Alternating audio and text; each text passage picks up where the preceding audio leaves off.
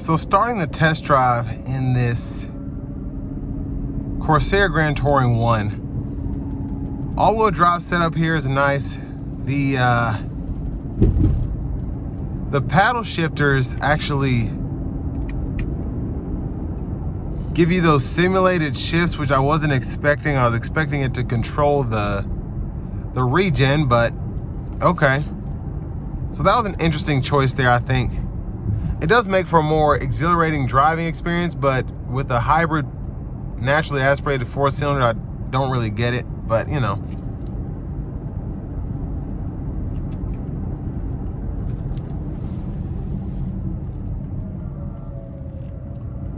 Now, in terms of how easy the vehicle is to drive, I actually enjoy the overall driving experience here.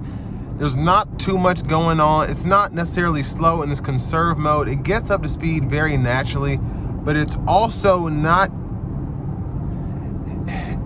trying to do too much. And I like that about the hybrid setup here, particularly because it's able to get up to speed. It's able to kind of recoup the battery as you're driving.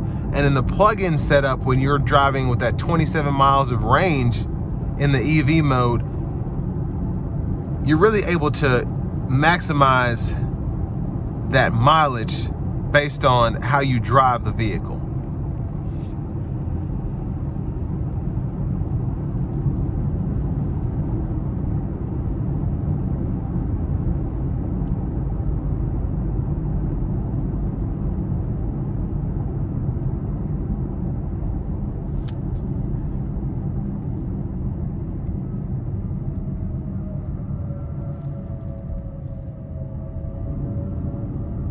Now this is supposed to get an EPA estimated 33 miles per gallon combined in terms of just driving in the hybrid mode.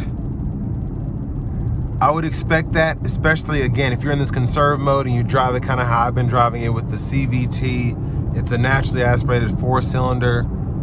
You know, you can get upwards of 40 mpgs if you try hard enough.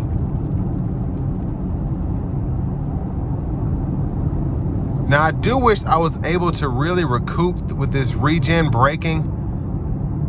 I don't know if there's maybe a setting in the screen. I don't think there is, but that's just kind of annoying for me. You have the save or preserve EV mode, so you can do that, but there's really not a regen mode that I'm aware of where you can maximize and you get that kind of pull from the electric motors, you know, that you expect in pretty much every other hybrid vehicle.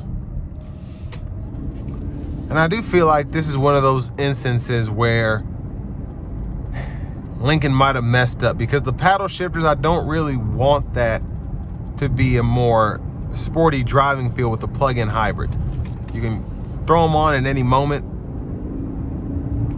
And I mean, it is nice, but if I'm in a hybrid, I would rather be able to control the regenerative braking as opposed to having the paddle shifters. That's just me.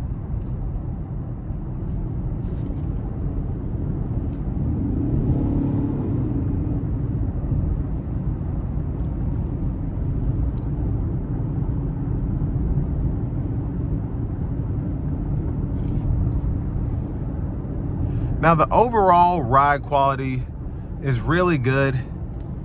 I like the feeling of the braking, even though you do have a little bit of regen there to charge that battery back up. It's not like a, you know, an easy to tell balance there. So I can't really tell when the brakes go from the regen to when you're almost about to stop and then the friction picks up or whatever. But it's a really good driving experience. It's what you expect. This is basically the same platform as the Ford Escape, and the Ford Escape hybrids, the plug-in hybrids, I find them to be very, very nice. And this one is very nice as well. It drives nicely. It feels good behind the wheel. The space for me could be a little bit better, but I mean, you can only get so much. You're getting 40 miles per gallon in the city with an SUV, so. And I just think for the price point, you have to really want something like this. You have to want a hybrid, you want a Lincoln. because this isn't cheap. Most hybrid buyers aren't exceptionally frugal, so they're gonna want something that's a bit less costly. And with this one just being the Grand Touring 1 trim, these can get even more expensive as you go up in options and features.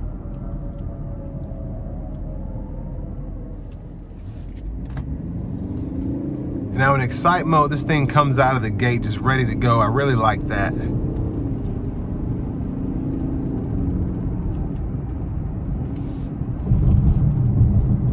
I'm gonna try to give it a pull here.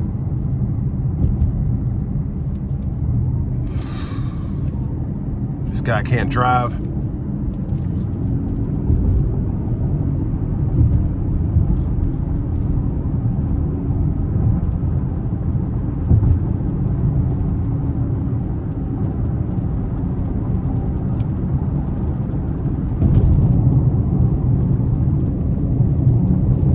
Here we go.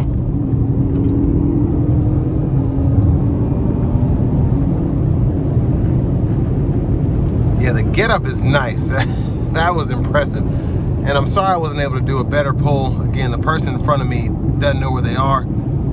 I should have had more room than that, but it's a very, very quick vehicle when you kind of put your foot into it. I want to give one more thanks to Lincoln & Franklin for allowing me to review this vehicle today. I'll leave a link below in the description. If you're looking to find the best price on one of these closer to home, click that second link down below. It takes just a minute to fill out your information, and I'll make sure the local dealers are fighting to get you the best price on this or whatever new vehicle you might be interested in.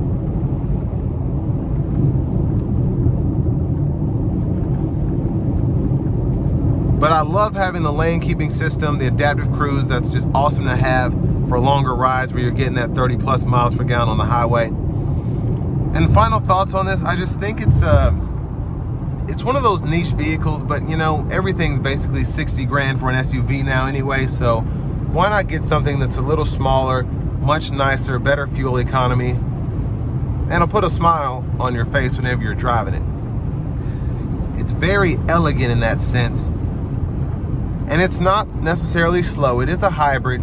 It's not necessarily a hybrid that's performance based, but it does have some pickup when you need it.